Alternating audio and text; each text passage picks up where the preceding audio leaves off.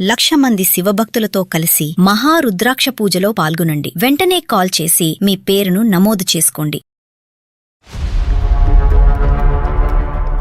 Last month నేను tour వెళ్తున్నానని చెప్పేసి కాల్ చేశారు సార్. మా వాళ్ళు కూడా ట్రిప్ వేశారు సార్. మా ఫ్రెండ్స్. ఎక్కడికి వెళ్ళారు మీరు? నేను గోవా వెళ్ళాను మేడం. ఇక్కడ అదే ప్లేస్ లో హస్బెండ్ కూడా గోవాలో ఉన్నారు సార్. నాకు ఇంకా ఆ క్షణం ప్రాణం పోయేట్ అయిపోయింది. ఏందమ్మా మీ ఆయన చూస్తే ప్రాణం పోవటం ఏంటి? మా ఆయన సింగల్ గా నేను చూడలేదు సార్. మీతో చెప్పలేను. ఐ మీన్ గా చూడబడికి నా ప్రాణం పోయేట్ అనిపించింది సార్. ఎంత ఎమోషనల్ అంటే అది మీకు చెప్పలేను సార్. నేను చెప్పకుండా గోవా రావడం అదే కదా నేను చేసిన తప్పు. అంతకు మించి ఇంకేమైనా ఉందా అంటే మరి నువ్వెవరితో తిరుగుతున్నావు, నువ్వెంతమందితో తిరుగుతున్నావు, నువ్వెన్న రూములు తిరుగుతున్నావు నాకేం తెలుసు అని చెప్పేసి రివర్స్ అయిపోయారు సార్ కన్నా మీద. నైట్ అంతా ఎవరితో ఉన్నావు, ఎవరితో తిరుగుతావు, ఎవరికి తెలుసు నీ ఫ్రెండ్స్ పక్కన ఉన్నావు కాబట్టి అంత పట్టుదలగా నటిస్తున్నావు. ఎలాంటి మాట్లాడుతున్నారు సార్ అసలు. ఈ విషయాలు ఎవరికి చెప్పుకోలేనివి సార్ అసలు.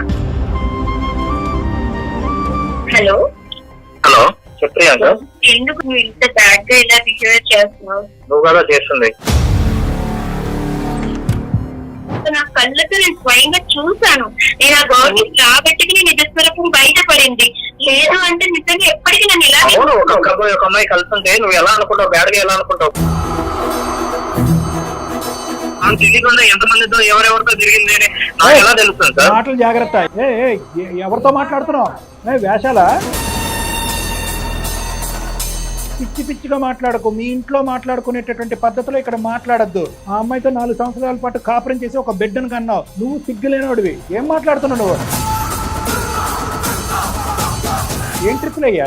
వెళ్తే గుంపుగా వెళ్తారు, గుంపుగా వస్తారు. ట్రిప్పులు వేసినంత మాత్రాన పెళ్లి అయినటువంటి వాళ్ళు, మగవాళ్ళు, ఆడవాళ్ళు అందరూ కలిపి ఒకే రూము, ఒకే మంచం అంటే ఏ దేశంలో ఉన్నాం మనం?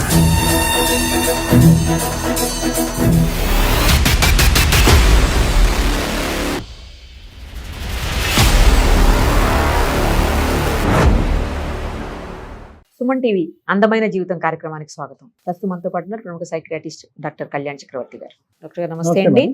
డాక్టర్ గారు ఒక మెయిల్ ఏంటంటే తప్పు చేసిన భర్తే తనని తప్పు పడుతున్నాడు అంటూ ఆ మెయిల్ ఒక్కసారి మాట్లాడదాం డాక్టర్ గారు. సార్ ప్రియాంక సార్ ఆ అమ్మాయి పేరు. తప్పు. హలో హలో నమస్తే అండి. నేను నిరుపమ, సుమన్ టీవీ అందమైన జీవితం కార్యక్రమం నుంచి కాల్ చేస్తున్నానమ్మా. మీరు మెయిల్ చేశారు కదా మాకు. థ్యాంక్ యూ మేడం కాల్ చేసినందుకు. Thank you so much. Right అమ్మ, మనతో పాటు డాక్టర్ కళ్యాణ్ చక్రవర్తి గారు కూడా ఉన్నారు. అసలు ఇష్యూ ఏంటి మీరు చాలా క్లుప్తంగా చెప్పారు. అందులో నాకు అర్థం కాలేదు పూర్తిగా. అసలు ఏంటి అనేది చెప్తే ఒక్కసారి. అమ్మ నమస్తే ప్రియాంక. నమస్తే సార్. చెప్పండి అమ్మా, మీ సమస్య చెప్పండి, వివరంగా చెప్పండి. చిన్న ఇష్యూ అయితే ఉంది సార్. నాకు ఎవరికి చెప్పాలో అర్థం కాక ఇలా మీది అందమైన జీవితం నుంచి నేను ఎపిసోడ్ చాలా చూసాను సార్. సో నాకు అవి అనిపించింది నా జీవితానికి ఏదైనా సజెషన్ దొరుకుతుందని. చూద్దాం తప్పకుండా. నైస్ చెప్పమ్మా, సమస్య ఏంటో చెప్పండి. అయితే ఏమైందంటే యాక్చువల్లీ 4 years బ్యాక్ మాకు మ్యారేజ్ అయింది సార్. ఇద్దరు మీ సాఫ్ట్వేర్ అవుతారు నా జాబ్ కి. ఓకే. ఇక్కడ నేను హైదరాబాద్ హైటెక్ సిటీలో జాబ్ చేస్తున్నాను సార్. ఓకే. యూసఫ్గూడలో మేము స్టే చేస్తాం సార్. మా మదర్ అండ్ మా పాప, నేను. మా హస్బెండ్ వచ్చేసి బెంగళూరులో జాబ్ చేస్తున్నారు సార్. తను ఎలాగా అప్పుడప్పుడు వస్తూ పోతూ ఉంటారు. మా మదర్ ని నా దగ్గర పెట్టి పాపని చూసుకోమని చెప్పి నన్ను కూడా జాబ్ చేయమని చెప్పారు సార్. ఓకే. అంటే పెళ్ళైనప్పటి నుంచి ఇదే అమ్మా? అంటే 4 years బట్టి అతను బెంగళూరు, మీరు హైదరాబాద్. 2 years వరకు కలిసే ఉన్నాం సార్. ఓకే. అండ్ పాప, నేను మ్యారేజ్ అయిన వెంటనే ప్రెగ్నెంట్, తర్వాత పాప పుట్టింది. ఒక 2 years వరకు కలిసి ఉన్నాం సార్. తనకు బెంగళూరులో జాబ్ రాగానే తను బెంగళూరు వెళ్ళిపోతున్నాను, నువ్వు మదర్ ని పెట్టి నువ్వు ఇక్కడ యూసఫ్గూడలోనే ఉండు, నువ్వు జాబ్ చేసుకుంటూ ఉండు అని చెప్పేసి చెప్పారు సార్. సారీ అమ్మా, ఎవరు మదర్ అమ్మా? మీ మదరా? మా మదర్ సార్. సంతోషం. లాస్ట్ మంత్ ఏమైందంటే నేను టూర్ వెళ్తున్నానని చెప్పేసి కాల్ చేశారు సార్. టూర్ వెళ్తున్నాను అంటే సరేనండి వెళ్ళండి, ఇది ట్రిప్ ఇవన్నీ కామన్ కదా అని చెప్పేసి నేను అన్నాను. ఓకే. సరే వెళ్తున్నాను కదా టూర్. అంటే అవుట్ ఆఫ్ ది అది అనేది నాకు కన్ఫర్మ్ చెప్పకుండా వెళ్ళారు సార్. అంటే నేను ఇలా ట్రిప్ వేశారు మా కంపెనీ వాళ్ళు, నేను వెళ్తున్నానని చెప్పేసి చెప్పారు సార్. బయటకు వెళ్తున్నాను, ట్రిప్ వెళ్తున్నాను అని ఫ్రెండ్స్ తో. సరేనండి వెళ్ళండి అని చెప్పేసి నేను ఎంకరేజ్ చేశాను సార్. రైట్. మా వాళ్ళు కూడా ట్రిప్ వేశారు సార్. మా ఫ్రెండ్స్ ట్రిప్ వేశారు. మాకు కూడా ఒక ట్రిప్ వేశారు సార్. నాకు కూడా మనం అలా సరదాగా తిరిగి చూద్దామంటే ఎప్పటి నుంచి ప్లాన్ చేశారు సార్. అయితే నేనేమనుకున్నానంటే సరే హస్బెండ్ ఎలాగా వెళ్ళారు కదా, ఇంకా మా అయితే 1 day లో అయిపోతుందని చెప్పారు సార్ మా ఫ్రెండ్స్. ఇంకా మా హస్బెండ్ పర్మిషన్ తీసుకోవాల్సిన అవసరం లేదులే, 1 day కదా వెళ్ళొచ్చేద్దాము అని నేను అనుకున్నాను తప్ప దానికి నేను ఇన్ఫార్మ్ చేయలేదు సార్. మదర్ ని అభ్యర్థించి పాపకి సరిగ్గా చూసుకొని చెప్పేసి నేను ట్రిప్ కి వెళ్ళాను సార్. ఎక్కడికి వెళ్ళారు మీరు? నేను గోవా వెళ్ళాను మేడం. ఓకే, ఫ్రెండ్స్ అంటే ఎవరమ్మా? ఆఫీస్ కొలీగ్సా వీళ్ళు? మా ఆఫీస్ కొలీగ్స్ తీసుకెళ్లారు సార్, కానీ వాళ్ళు గోవా తీసుకెళ్తారనే విషయం నాకు కూడా తెలియదు. తెలియకుండా వెళ్ళిపోతారమ్మా, బస్ ఎక్కించుకుని వెళ్ళిపోతారా అలాగే ముక్కు గుడ్డ కట్టేసి? సర్ప్రైజ్ అని చెప్పేసి తీసుకెళ్లారు. నువ్వు ఏం భయపడకు, మీ హస్బెండ్ కూడా ఎలాగో ట్రిప్ లోనే ఉన్నారు కదా అంటూ నన్ను అటు ఇటులో మోటివేట్ చేసేసారు సార్ మొత్తానికి. సరే ఇంకా ఆయనకి చెప్తే మళ్ళీ తిడతారేమో అనేది భయంతో నేను చెప్పలేకపోయాను సార్. కాదమ్మా, ఇప్పుడు మీ ఆయన అయితే కనుక నేను ట్రిప్ వెళ్తున్నానని నీకు చెప్పాడు, నువ్వైతే కనుక మీ ఆయనకి చెప్పలేదు ట్రిప్? చెప్పలేదు సార్, ఎందుకంటే మా ఫ్రెండ్స్ ఏమన్నారంటే 1 or 2 days లో వచ్చేస్తాము, ఇది నువ్వేమి టెన్షన్ పడద్దు, ఆయన ట్రిప్ కి వెళ్ళేటప్పటికి చాలా టైం పడుతుంది కదా, నువ్వు ఈ లోపల మనం నేను సేఫ్ గానే తీసుకొస్తాం, పాపని మదర్ కి చెప్పించేసి నువ్వు మాతో వచ్చేస్తా అని చెప్పారు సార్. నేను వెళ్ళాను సార్. వెళ్ళిన దాకా అక్కడ అదే ప్లేస్ లో హస్బెండ్ కూడా గోవాలో ఉన్నారు సార్. నేను చూడలేదు సార్, ఇదైతే నేను చూడలేదు. నా ఫ్రెండ్స్, నా బెస్ట్ ఫ్రెండ్, నేను తనతో ప్రతిదీ షేర్ చేసుకుంటాను. తను చూసింది. తను చూసి నీ హస్బెండ్ ట్రిప్ వెళ్ళారు, బెంగళూరులో జాబ్, ఎక్కడో ట్రిప్ అన్నో అదన్నో ఇదన్నో చాలా పెద్ద పెద్దగా గొప్పలు చెప్పు నీ హస్బెండ్ కోసం, నీ హస్బెండ్ ఎంత గొప్పవాడో మేము ఇప్పుడే చూసామని అన్నాడు సార్. నా హస్బెండ్ కోసం నాకు ఎంత చేసి నాకు ఏడుపు వస్తుంది కదా 100%. మీరు అలా ఎలా మాట్లాడతారు, నా హస్బెండ్ అలాంటి వారు కాదు, అసలు నేను నమ్మను అని చెప్పేసి నేను వాళ్ళతో గొడవ పెట్టుకున్నాను. లేదు లేదు ప్రియాంక, ఓకే నువ్వు మమ్మల్ని నమ్మద్దు, స్వయంగా నీ కళ్ళతో చూడు అప్పుడు నమ్మన్నారు. సరే అని చెప్పేసి వాళ్ళు నన్ను తీసుకెళ్లి చూపించారు. నాకు ఇంకా ఆ క్షణం ప్రాణం పోయేట్ అయిపోయింది. ఏందమ్మా మీ ఆయన చూస్తే ప్రాణం పోవటం ఏంటి? మా ఆయన సింగల్ గా నేను చూడలేదు సార్, నీతో చెప్పలేను. ఐ మీన్ అంటే తనని నేను అలా రెడీ హ్యాండెడ్ గా చూడబడికి, ఒక అమ్మాయి తన హస్బెండ్ ఎంతగా ప్రేమించి నమ్మకంగా ఎక్కడో బెంగళూరులో ఉన్నా వదిలేసి, ప్రతిదానికి నేను తనకి సపోర్ట్ చేసి వదిలేసిన హస్బెండ్ నాతో ప్రతిసారి ఇలాగే అబద్ధం చెప్పి వెళ్తున్నారు అనే థాట్స్ తో నా ప్రాణం పోయేట్ అనిపించింది సార్. ఎంత ఎమోషనల్ అంటే అది మీకు చెప్పలేను సార్. నా ఫ్రెండ్ కూడా తను ఎందుకు అటు వెళ్ళిందో నాకైతే చెప్పలేదు. సడన్ గా తను వెళ్ళింది అదే హోటల్ కి. నేను వేరే అమ్మాయితో ఆ హోటల్లో ఉండడం తన కళ్ళతో చూసి నాకు చెప్పింది నేను నమ్మలేదు. తను స్వయంగా తీసుకెళ్లేసరికి నేను ఎక్స్పెక్ట్ చేయలేదు సార్ మా హస్బెండ్ నేను వస్తానని. వాళ్ళు అలాగా చూడగానే నేను ఇంకా అది తట్టుకోలేకపోయాను. అడిగారా, నిలదీశారా, అడ్డుపడ్డారా? అడిగితే తను తిరిగి ఇప్పుడు నన్ను బ్లైమ్ చేస్తున్నారు సార్. నా బాధ అంతా ఇప్పుడు అదే. ఎందుకంటే తను తప్పు చేసి తిరిగి నన్ను బ్లైమ్ చేసి నన్ను తప్పుడు దారిలో మాట్లాడుతున్నారు సార్. అది ఎంతవరకు కరెక్ట్ సార్? ఒక నిమిషం, అక్కడే నిలదీశారా, ఇంటికి వచ్చాక నిలదీశారా ఏంటి? లేదు సార్, అక్కడే నిలదీశాను సార్. నేను అక్కడే నిలదీస్తే, అవునా నేను ఇలా వచ్చాను కదా, సరే నీ గురించి మీ ఫ్యామిలీకి నేను ఎలా మాట్లాడాలి అలా మాట్లాడతాను అని చెప్పేసి తను రివర్స్ అవుతున్నారు సార్. ఏంటి మీరు చేసిన తప్పేంటి, చెప్పకుండా గోవా రావటమా? అంటే అయితే నేను అప్పుడు అడిగా నేను చేసిన తప్పేంటి, నేను చెప్పకుండా గోవా రావడం అదే కదా నేను చేసిన తప్పు, అంతకు మించి ఇంకేమైనా ఉందా అంటే, అవునా మరి నేను చేసిన తప్పేంటి, నీకెలా ఫ్రెండ్స్ ఉన్నారు, నాకు కూడా నా ఫ్రెండ్స్, ఈ అమ్మాయి కూడా ఫ్రెండ్ అంటే ఫ్రెండ్ అయితే ఇలా రూమ్ లోకి వెళ్తావా, ఇలా రూమ్ లో ఉంటారా ఫ్రెండ్స్ అంటే, మరి నువ్వెవరితో తిరుగుతున్నావు, నువ్వెంతమందితో తిరుగుతున్నావు, నువ్వెన్న రూమ్ లో తిరుగుతున్నావు నాకేం తెలుసు అని చెప్పేసి రివర్స్ అయిపోయారు సార్ కన్నా మీద. దొంగ చేతికి తాళాలు. అతను ఏదో కారణం ఎత్తుకు పట్టుకుందాం అనుకున్నాడు, కరెక్ట్ గా టైం కి నువ్వు అక్కడే కనిపించేటప్పటికి చాలా ఈజీ అయిపోయింది అతనికి సొల్యూషన్. తను ఎంత ఈజీగా ప్లాన్ చేస్తున్నారు సార్ తిరిగి. అదే విషయం వచ్చేసి నేను ఇంకా మా ఫ్రెండ్ ముందు నా ఇజ్జత్ పోయింది. నేను మా హస్బెండ్ కోసం ఎంత గొప్పగా చెప్పాను, మొత్తం అన్ని నాకు ఒక్కసారిగా కోల్పోయేట్ అయిపోయింది సార్. ఇంకా ఏంటంటే ఈ 4 years ఆఫ్ మీ జర్నీలో ప్రియాంక ఎప్పుడైనా మీ భర్త మీద ఇటువంటి అనుమానం గానీ ఆలోచన గానీ ఇంత చిన్న అనుమానం కూడా రాకుండా ఇలా ఇంత బాగా నటిస్తారని ఎక్స్పెక్ట్ చేయలేదు సార్. నేను రియల్ గా నా ఫ్రెండ్ చెప్పినా నేను నమ్మలేదు అంటే తను నన్ను ఎంత నమ్మించారో మీరే ఆలోచించండి. కరెక్ట్. ఈ అమ్మాయి వన్ టైం గర్ల్ ఫ్రెండా, రెగ్యులర్ ఫ్రెండా? అది గోవా ఫ్రెండా లేకపోతే అక్కడి నుంచి వచ్చే ఫ్రెండ్ అది అనేది నాకు తెలియదు సార్. ఎందుకంటే తిను ప్రతిసారి నాకు ఎక్కువ దూరంగా ఉన్నాడు. తిను వచ్చేది మంత్లీకి ఇలా వస్తూ ఉంటారు. అప్పుడు అలాంటి టైంలో తను కేర్ఫుల్ గా ఉండొచ్చు కదా, నన్ను ఎప్పుడు నమ్మించడానికి ప్రయత్నించవచ్చు కదా. ఇప్పుడు రెడ్ హ్యాండెడ్ గా దొరికాడు కాబట్టి కదా సార్ ఇంతలాగా మాట్లాడుతారు. అందుకే తను ఏ గర్ల్ ఫ్రెండ్ అనేది నాకు తెలియదు సార్. అది ఏదనేది నాకు అనవసరం సార్. నేను నా కళ్ళతో చూసాను సార్.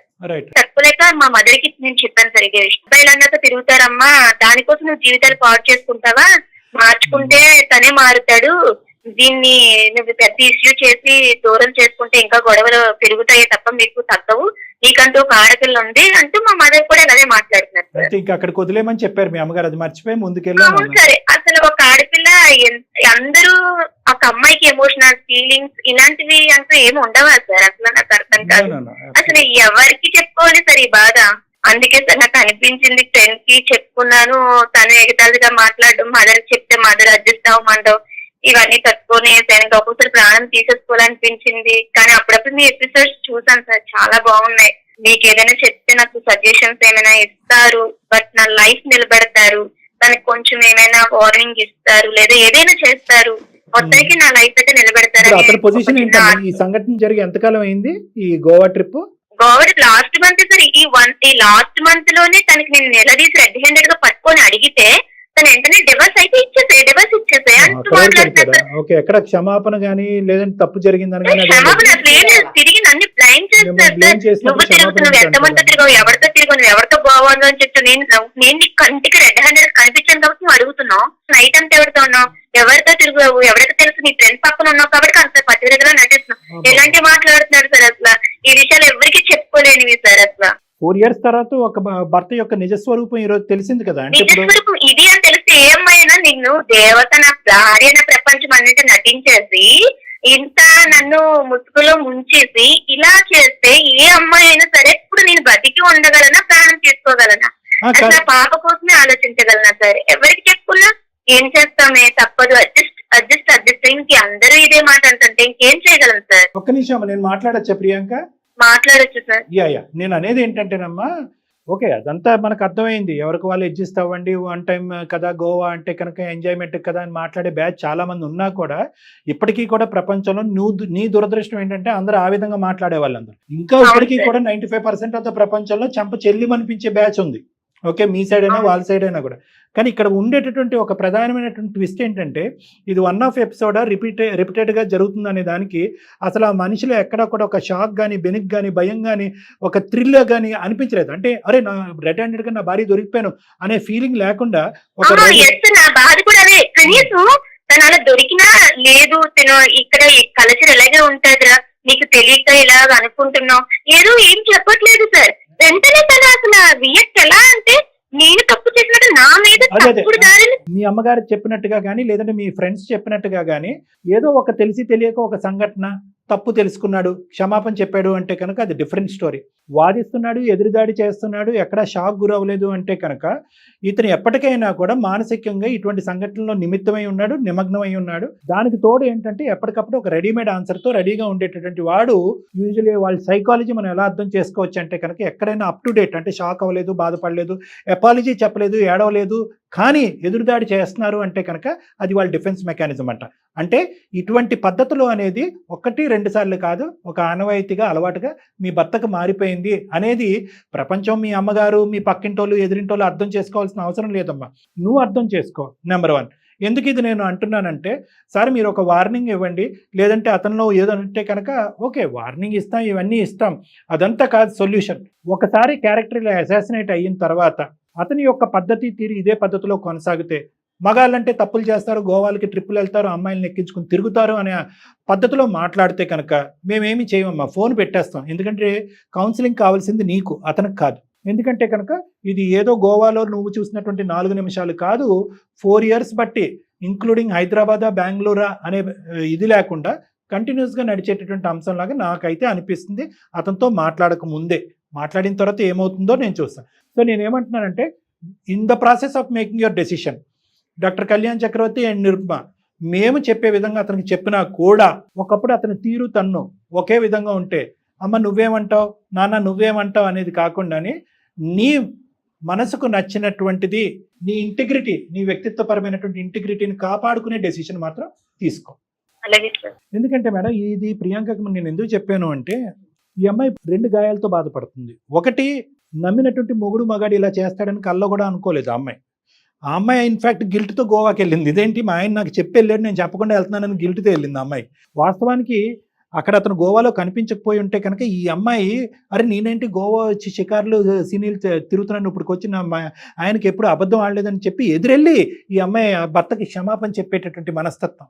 ఒకటి, భర్త యొక్క క్యారెక్టర్ తెలియటం. రెండోది, అతను డిఫెన్స్ మెకానిజం యూజ్ చేస్తూ ఈ అమ్మాయి ఎక్కడ ప్రచారం చేయకుండా ఈ అమ్మాయి నోరుకి తాళం వేయటం గురించి అతను చేసినటువంటి ప్రక్రియ ఏంటంటే 4 సంవత్సరాల పాటు ఇతనితో పాటు ప్రయాణం చేసి బిడ్డను కన్నటువంటి ఒక ఆడదాన్ని క్యారెక్టర్ అసాసినేట్ చేస్తున్నాడు.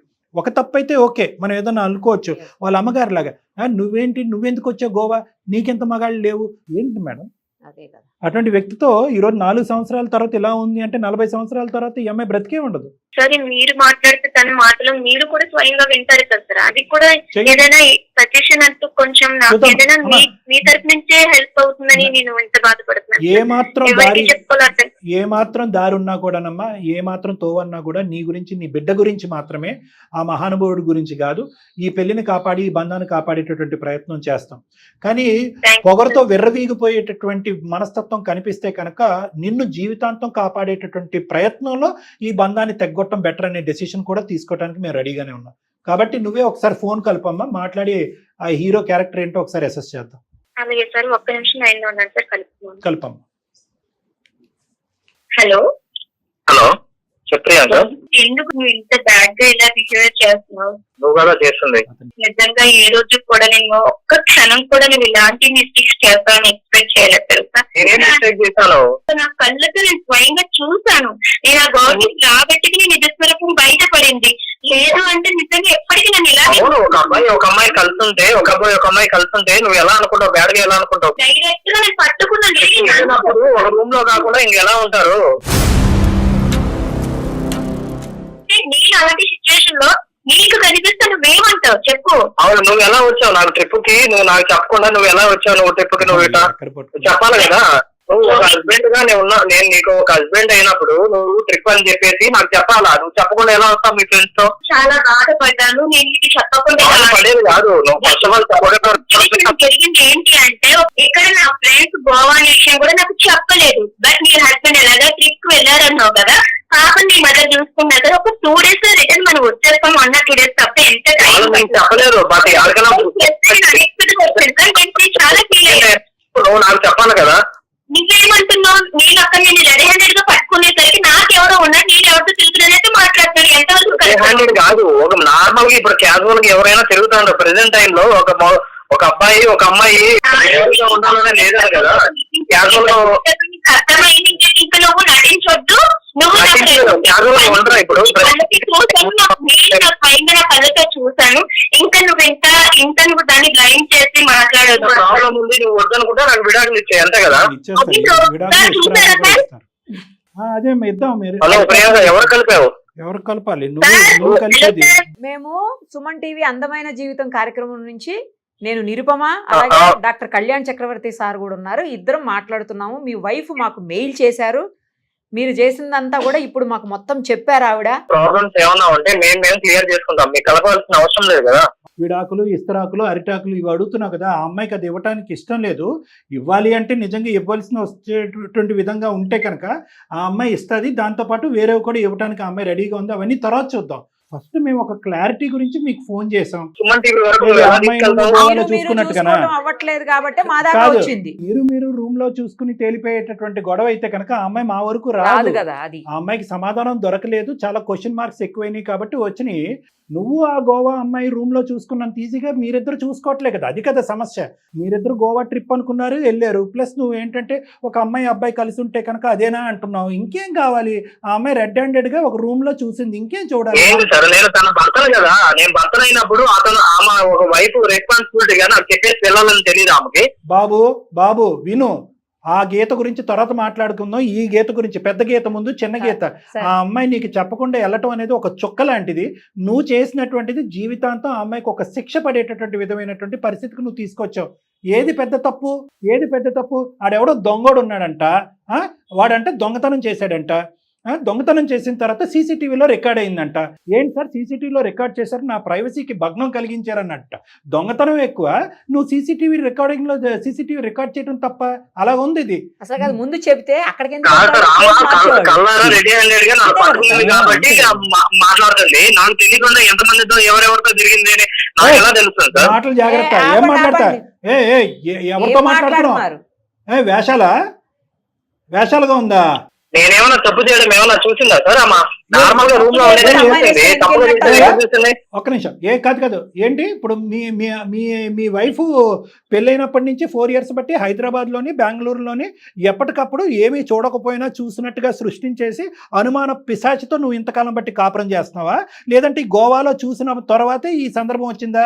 ఇది ఫస్ట్ టైం సార్ ఇవన్నీ చూడని అవసరం లేదు సార్. ఒక్కసారి నాకు చెప్పకుండా ట్రిప్ కి వెళ్ళింది, అది చాలు కదా సార్. నేను ఆమె నమ్మకంలో ఉండడానికి ఏది పెద్ద తప్పు? చేస్తుంటారు, ఏమేం చేస్తుంటారో మనకేం తెలుసు.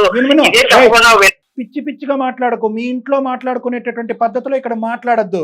ఆ అమ్మాయితో 4 సంవత్సరాల పాటు కాపురం చేసి ఒక బిడ్డను కన్నావు. నువ్వు సిగ్గులేనోడివి. ఏం మాట్లాడుతున్నావు నువ్వు? ఆ అమ్మాయి తప్పే క్షమాపణ అని చెప్పమంటావా? దానికి ఆ అమ్మాయి 1 కాదు 100 సార్లు క్షమాపణ చెప్పడానికి ఆ అమ్మాయి రెడీగా ఉంది. నీ సబ్జెక్ట్ ఏంటో చెప్పు. ఇది ఒకేసారి ట్రిప్పా? 6 నెలలకు ఒకసారి ఇలా ట్రిప్ వేస్తా ఉంటావా? ఈ అమ్మాయితో నీకు ఇంతకు ముందే పరిచయం ఉందా ఏంటి ఈ అమ్మాయి? లేదు సార్, మామూలుగా మాకు ఆఫీస్ లో ట్రిప్ వేస్తామన్నా మా ఫ్రెండ్ కాబట్టి వెళ్తా ఉంటాం సార్. ఏది గోవాకైనా చాలా చోట్లకి వెళ్ళారా? ట్రిప్ వాళ్ళు ఎక్కడికి వేస్తే అక్కడికి వెళ్తా ఉంటాం సార్. కాదు అందరూ వెళ్తారా? మీరిద్దరు వెళ్తారా?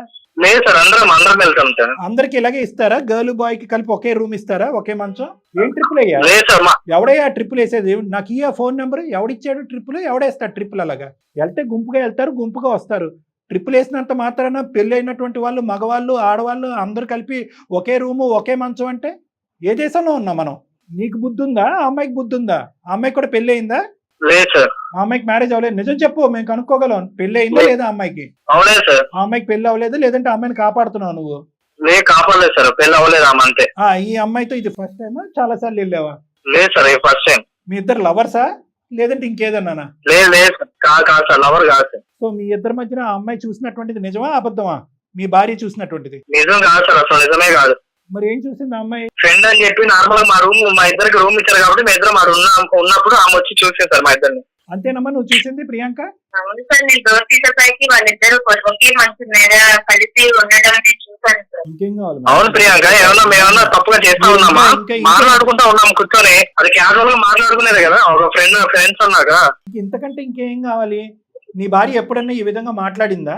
నువ్వు బెంగళూరులో ఉండగా ఈ టైంకి ఎందుకు వచ్చారండి, ఇప్పటి వరకు ఇంటికి ఎందుకు రాలేదు, నేను ఫోన్ చేస్తే ఎందుకు ఎత్తలేదు, వీడియో కాల్ చేసినా కూడా మీరు ఎందుకు ఎత్తలేదు అనేటటువంటి మాట ఎప్పుడన్నా అనుమానాస్పదంగా తప్పుడుగా నీ భార్య ఎప్పుడన్నా నీతో మాట్లాడిందా? లేదంటే ఇప్పుడు చూసిన తర్వాత ఇదే ఫస్ట్ టైం మాట్లాడుతుందా? లేదు సార్, మనస్ఫూర్తిగా చెప్తాను సార్. నా ఫ్రెండ్ సార్, నేను ఎప్పుడు ఇలా ఏం చేయలేదు సార్ అసలు. ఈ రెండిట్లో ఏది పెద్ద తప్పు?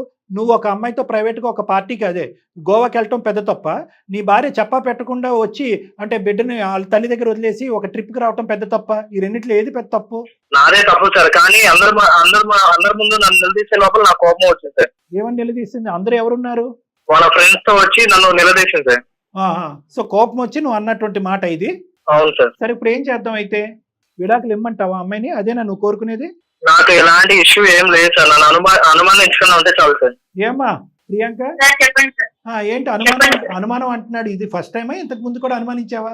లేదు సార్, ఇదే ఫస్ట్ టైం సార్. నేను నా కళ్ళతో చూసాను కాబట్టి తనని అలా ప్రశ్నించాను తప్ప, లేకపోతే ఎప్పుడు ఇంతకు ముందు ఈ 4 years లో తనని నేను ఒక్కవాడు కూడా అనలేదు సార్. ఇప్పటికైనా నిజం చెప్పు. ఎందుకంటే కనుక దీనికి సంబంధించినటువంటి పూర్వాపరాలు ఇవన్నీ కూడా మీ వైఫ్ లాగా ఇలా నానుస్తూ మెత్తగా మేమైతే అడగాలి అని అనుకోవట్లేదు. దీనికి సంబంధించినటువంటి ఎంక్వైరీలు అన్నీ చేసి నిజ నిర్ధారణ చేయడానికి మేము రెడీగానే ఉన్నాం. అంతవరకు వెళ్ళటం మాకు ఇష్టం లేదు. ఎందుకంటే నీతో పాటు పెళ్లి కానటువంటి వేరే ఆడపిల్ల యొక్క పరువు కూడా ప్రత్యక్షంగా మీ ఆఫీస్లో పోయేటటువంటి పరిస్థితి ఉంది.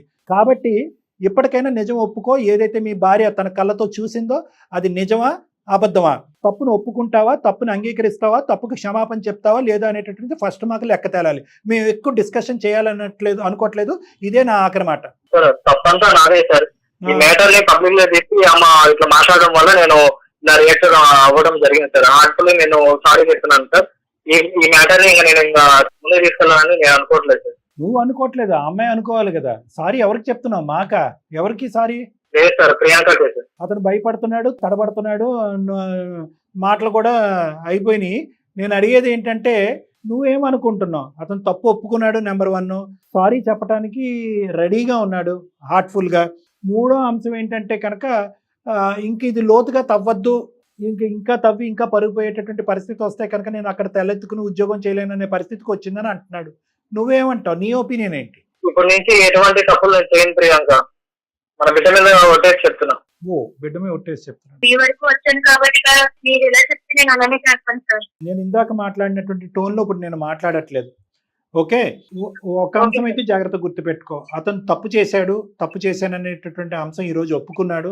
నీకు కావాల్సినటువంటి ఎంక్వైరీలు, నీకు కావాల్సినటువంటి పర్యవేక్షణ, నీకు కావాల్సిన మానిటరింగ్ నువ్వు అన్ని చేసుకో. నువ్వు ఇందాక వరకు నువ్వు చేసిన తప్పు అనే మాట ఇప్పుడు అసలు విరమించుకున్నాడు, ఆ మాట అనట్లేదు. నీ క్యారెక్టర్ మీద బురద జల్లితే కనుక ఇక్కడ ఒప్పుకోవటానికి ఊరుకోవటానికి ఎవరూ లేరు, అదైతే విత్డ్రా అయ్యాడు. రెండోది, నువ్వు ఏదైతే కళ్ళతో చూసావో ఇనీషియల్ గా వాదించినా కూడా ఇప్పుడు ఏమంటున్నాడు, అవును అది చూసిన తప్పేనండి, నేను మళ్ళీ చేయను అన్నాడు. నాలుగో అంశం ఏమంటున్నాడు అంటే కనుక క్షమాపణ చెప్తాను, కాళ్ళమే పడి క్షమాపణ చెప్తాను అన్నాడు. ఐదోది ఏమంటున్నా అంటే బిడ్డ మీద ఒత్తండి, ఈ తప్పు మళ్ళీ జరగదు అని అంటున్నాడు. ఆరోది ఏమంటున్నాడు అంటే కనుక ఇంకా ముందు పరువు పోతుందేమో అనేటటువంటి భయం నాకు ఉందండి, కాబట్టి దయచేసి ఈ సబ్జెక్ట్ని ఇక్కడ వదిలేసేయండి, ప్రియాంక తరపు నుంచి ఈ సబ్జెక్ట్ని ఇక్కడ వదిలేసి ఇక్కడతో క్లోజ్ చేయండి అనేటటువంటి మాట అంటున్నాడు. సో అన్ని దిక్కుల మా ఇన్వాల్వ్మెంట్ వల్ల అవనియండి, లేదంటే నీ యొక్క స్టెప్స్ వల్ల అవనియండి, అన్ని దిక్కుల నుంచి ఒక విధమైనటువంటి షూరిటీ, ఒక విధమైనటువంటి గ్యారంటీ మనకు వచ్చింది. అది ఖచ్చితమైన గ్యారంటీ అని నేను చెప్పను, నీ జాగ్రత్తలో నువ్వు ఉండవలసినటువంటి అవసరం ఉంది. అన్నిటికంటే most emotional and sentimental and sensitive subject అతను ఏదైనా డిస్కస్ చేశాడంటే, ఒకటి నా తప్పైంది, రెండోది నా బిడ్డ మీద ఒట్టేసి చెప్తున్నానని చెప్పి. ఎందుకంటే బిడ్డ మీద ఒట్టేసిన తర్వాత ఇంకా అంత కర్కోటకంగా, అంత కఠినంగా వ్యవహరిస్తాడు, అంత అసభ్యకరంగా జీవితకాలంలో వ్యవహరిస్తాడని నేనైతే అనుకోవట్లేదమ్మా, ఎందుకంటే మనందరం పిల్లగన్న వాళ్ళం. సో కాబట్టి ఇన్ని అంశాల్లో అతనిలో ఒక కనువిప్పు, ఒక ఆలోచన శైలి వచ్చింది, కాబట్టి నువ్వు ఒక్కసారి ఛాన్స్ ఇవ్వాలి అనేటటువంటిది నా ఆలోచన.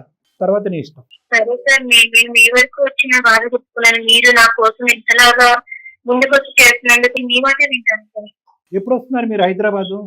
సార్ వస్తున్నాను సార్, నెక్స్ట్ వీక్ వస్తున్నాను. వస్తారా? ఓకే, వచ్చినప్పుడు ఒకసారి మీరిద్దరు నన్ను ఒకసారి కలుస్తారా?